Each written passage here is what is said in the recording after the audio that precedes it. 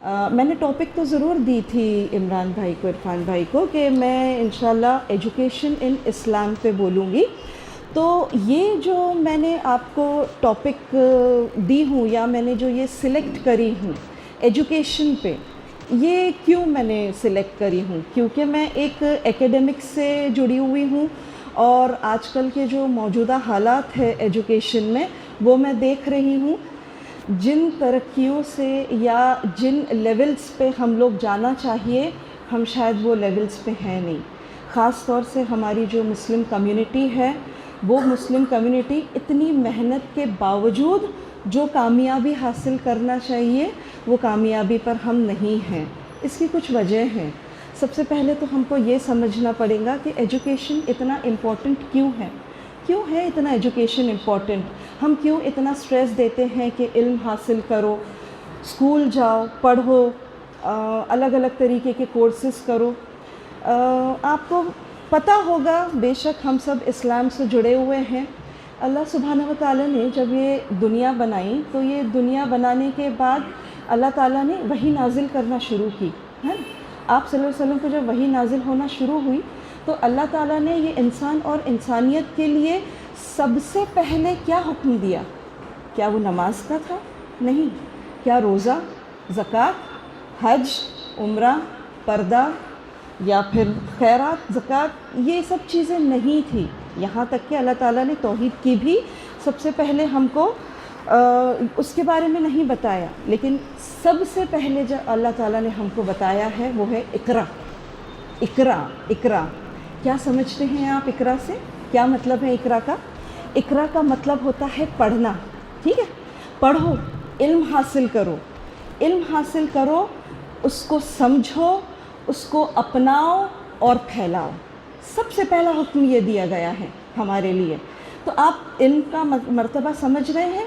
یہ دنیا میں جب چیزیں بننا شروع ہوئی، جب اللہ تعالیٰ نے چیزیں بنانا شروع کیے، تو سب سے پہلے کون سی چیز بنائے اللہ تعالیٰ نے؟ سب سے پہلے قلم بنائے، ہے نا؟ قلم بنائے تاکہ ہم وہ لکھنا شروع کریں، ہم پڑھنا شروع کریں، ہم علم حاصل کرنا شروع کریں۔ علم حاصل کریں گے، دنیا جہان کی، اوپر کی، نیچے کی، ہر طریقے کی علم حاصل کر کے ہم اپنے آپ کو وہ شعور اور وہ لیول دے پائیں گے، وہ سٹینڈرڈز دے پائیں گے جس کے لیے اللہ نے ہم کو بنایا ہے اور جس کے وجہ سے یہ دنیا چل رہی ہے۔ یہ تو اللہ تعالیٰ کا حکم تھا کہ سب سے پہلے اللہ تعالیٰ نے ہم کو اقرا کا کہہ دیا۔ آپ صلی اللہ علیہ وسلم کی بھی ایک ہدایت ہے ہمارے پاس۔ وہ ہدایت جو ہے وہ یہ ہے کہ آپ صلی اللہ علیہ وسلم نے ہم سے کہا ہے کہ علم حاصل کرنے کے لیے آپ کو جو کرنا پڑے کریے، یہاں تک کہ اگر علم حاصل کرنے کے لیے چین جانا پڑے تب بھی جائیے اور وہاں سے علم حاصل کر کے لے کر آئیے۔ کیا مقصد تھا ان کا کہ وہ چین جا کر علم حاصل کرنے کے لیے ہم سے کہہ رہے تھے؟ چین کیوں؟ اتنے سارے ممالک ہیں، اتنے سارے کنٹریز ہیں، ہم کو چین کا ہی کیوں حکم دیا گیا؟ یا تو یہ تھا کہ چین بہت زیادہ دور تھا ان کی جگہ سے، تو ان کا مقصد یہ تھا کہ آپ کو بہت دور جانے کی بھی ضرورت پڑے تب بھی آپ جائیے اور علم حاصل کر کر لے کر آئیے، ہے نا؟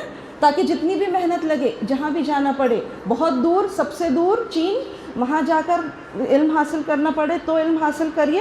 لیکن ان کا جو سب سے مین مقصد تھا وہ یہ تھا کہ جیسے کہ آج کے موجودہ حالات میں بھی ہم جانتے ہیں کہ چین ہم مسلمانوں کا سب سے بڑا دشمن ہے نا؟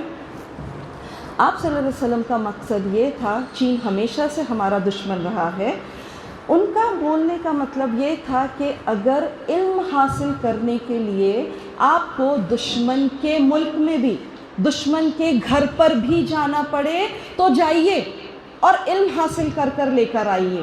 اس میں بھی کوئی انا کی بات نہیں ہے، کوئی دشمنی کی بات نہیں ہے۔ اگر ہم کو یہ کرنا پڑ رہا ہے کہ دشمن کے پاس جا کر علم حاصل کرنا پڑ رہا ہے تو کر کر آئیے۔